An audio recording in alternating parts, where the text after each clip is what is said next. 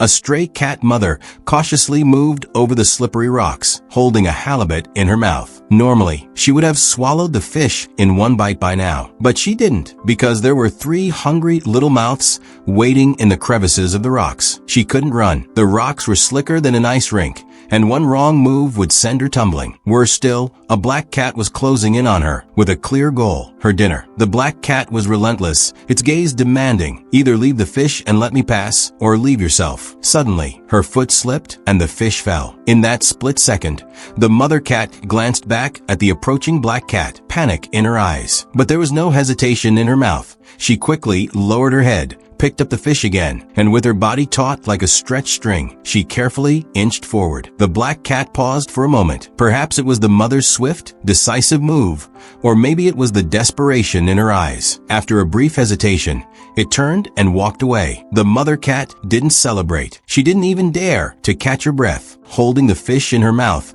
she walked from the shore to the fields, then circled back to the rock crevice. Her paws were worn down, her stomach as empty as an accordion, but she didn't take a single bite. Finally, a faint mewing came from the crevice. She released the fish onto the ground, and a few little balls of fur rushed to devour it. She stepped aside, licking her cracked lips, and sat quietly. True strength isn't measured by how much you can take. It's measured by how much you can resist. We often teach children how to get more, but we seldom teach them how to withstand hunger. The latter is the true starting point of responsibility. A child who can resist the temptations before them, leaving resources for those who need it more, will never lose their direction, no matter where they go in life. Look at this. This guy just wanted to feed a watermelon to a hippo, but as soon as he tossed it, the chubby hippo missed the catch, and the watermelon splashed straight into the water. The poor hippo looked so sad, like he was waiting for another try. So the guy came back with another watermelon. This time when he threw it, it hit the hippo right on the nose and dropped into the water again. The guy felt really bad about it. So the next day he came back with 2 watermelons. This time the hippo finally caught it perfectly, and while he was happily enjoying his snack, another hippo slowly walked up asking for one too. The guy said no at first, but in the end he gave that hippo a watermelon as well. And after all that, not a single like was left for these adorable hippos.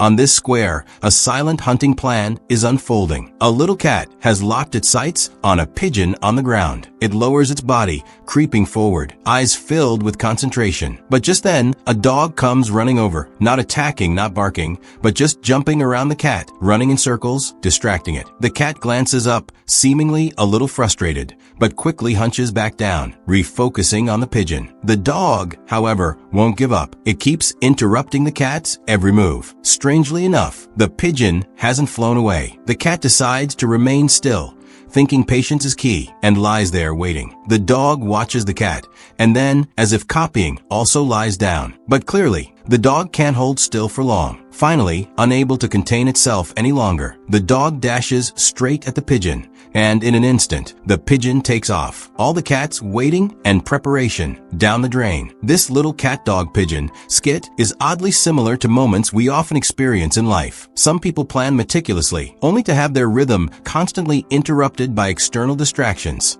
Others are busy for no reason, only to end up ruining what could have been a successful outcome. And the opportunity, like that pigeon, won't wait forever. The truly wise doers know that it's not enough to just focus on their goals. They must also learn how to shut out the noise. Otherwise, your hard work might just end up being the backup act to someone else's impatience. Yeah, I bet you've never seen this disaster before. This is how humans feel after a geo sheds. Geos are extremely vulnerable when they're shutting, but congrats, you're now the problem. You're not supposed to do this, it's a natural process. Doing it manually? Oh, thanks to you, it actually hurts the geo and might rip their limbs off. Only step in if the skin is dead and literally stuck on the geo, otherwise, just stop. This family has a strange but adorable tradition. Whenever a younger kid has a loose tooth, they call in the pet parrot. The parrot gets close to the child's mouth, somehow senses the loose tooth, and pulls it out pain-free. And after all that, not a single like or subscribe. Cool.